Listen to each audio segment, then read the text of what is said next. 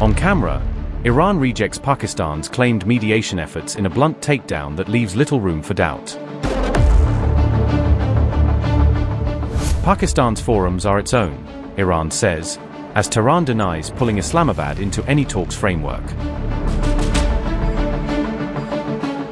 Pakistan is left red-faced after its peace talks offer is publicly rejected by Tehran.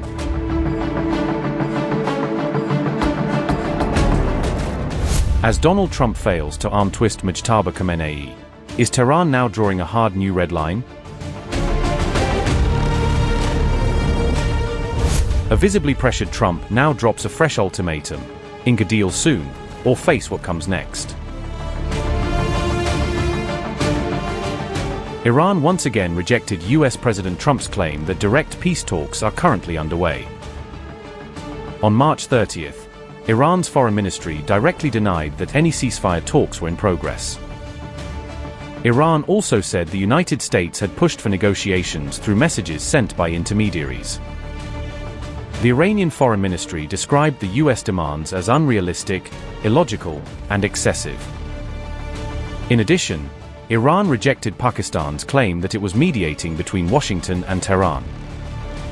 Foreign Ministry spokesman Esmail Baghai said Pakistan's mediation efforts were part of its own framework. Baghai said Iran was not a participant in that framework created around Pakistan's mediation effort. We have had no direct negotiations with America so far, since the last round of negotiations until now. The U.S. demands have been very excessive, unrealistic, and illogical. The meetings that Pakistan has with neighboring countries are, well, a framework they themselves have established. We have not participated in this framework. Was the Strait of Hormuz ever closed before February 28th? Iran has, throughout all these years and over these decades, been the free guardian of maritime transit in the Persian Gulf and the Strait of Hormuz. What the world is facing now is a result of the military aggression of America and the Zionist regime. The actions that America and the Zionist regime carried out against Iran's nuclear facilities are absolutely illegal. They are a crime, both according to United Nations Security Council resolutions and according to IAEA, International Atomic Energy Agency, Resolution 533. This action is absolutely illegal. It is criminal. More regrettable than this criminal action is the double standard of the agency and the Director General of the agency. Can it be allowed that Iran and Iranians be in a position of confronting the illegal aggression of America and the Zionist regime, to use the available capabilities on the soil of regional countries while our armed forces remain silent? The duty of every authority demands that it respond to such cases with all its power.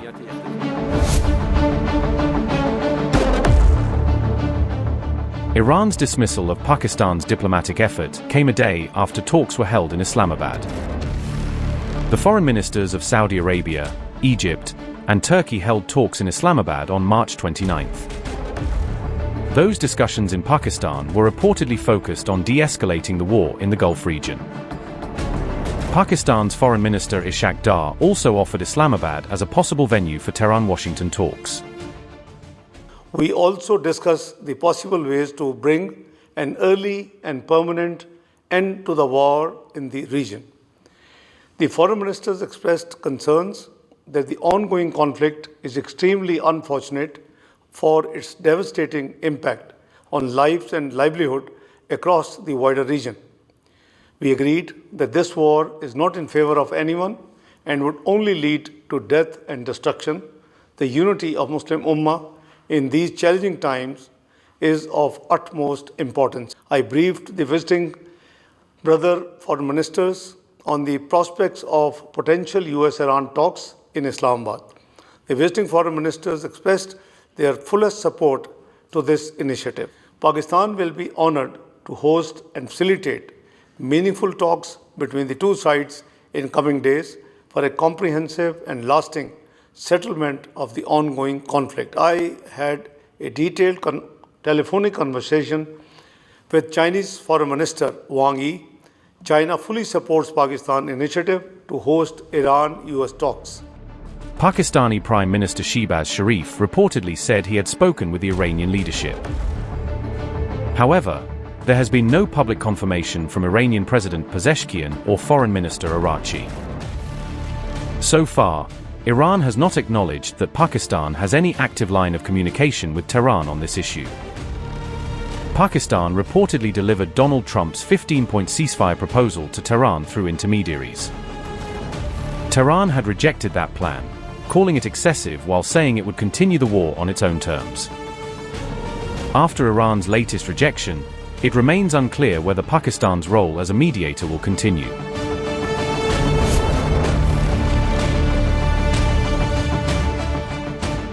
Iran's foreign ministry statement came a day after Trump claimed a deal with Iran was close. On March 30th, the US president used Truth Social to pressure Iran toward negotiations. Donald Trump repeated his claim that the United States is holding serious discussions with Iran. Trump also threatened Iran with attacks on its energy infrastructure if no deal is reached soon. He said Iran's electric plants, oil wells, and Karg Island would be obliterated if an agreement is not made. Donald Trump said, and I quote, "The United States of America is in serious discussions with a new and more reasonable regime to end our military operations in Iran. Great progress has been made, but if for any reason a deal is not shortly reached, which it probably will be, and if the Hormuz Strait is not immediately open for business, we will conclude our lovely stay in Iran by blowing up and completely obliterating all of their electric generating plants, oil wells and Karg Island, and possibly all desalinization plants, which we have purposefully not yet touched. This will be in retribution for our many soldiers, and others, that Iran has butchered and killed over the old regime's 47-year reign of terror." End quote. Meanwhile, Iran warned that there is no safe space in the Gulf for US and Israeli officials. Iran also threatened to target the homes and offices of American and Israeli officials in the Gulf region.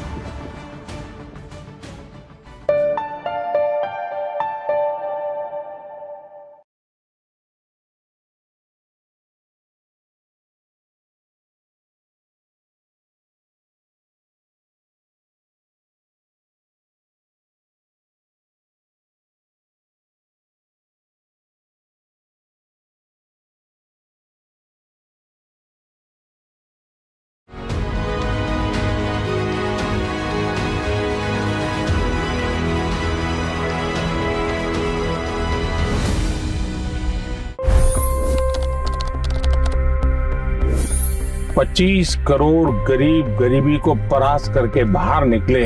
For the good of our nation, let's work together and let's truly make America great again. The fastest news breaks. Requested PM saying that look, you will have to speak to Putin and to Zelensky. The biggest news makers. The relationship with India is probably the most important bilateral relationship the US will have for the rest of this century. The capital delivered quite an election result today. Expert analysis. The million-dollar question today is how to stop this dance of death. Ground reports. I'm standing at the crossroad of the Kumbh Mela. Behind me are more than 100 entry ghats.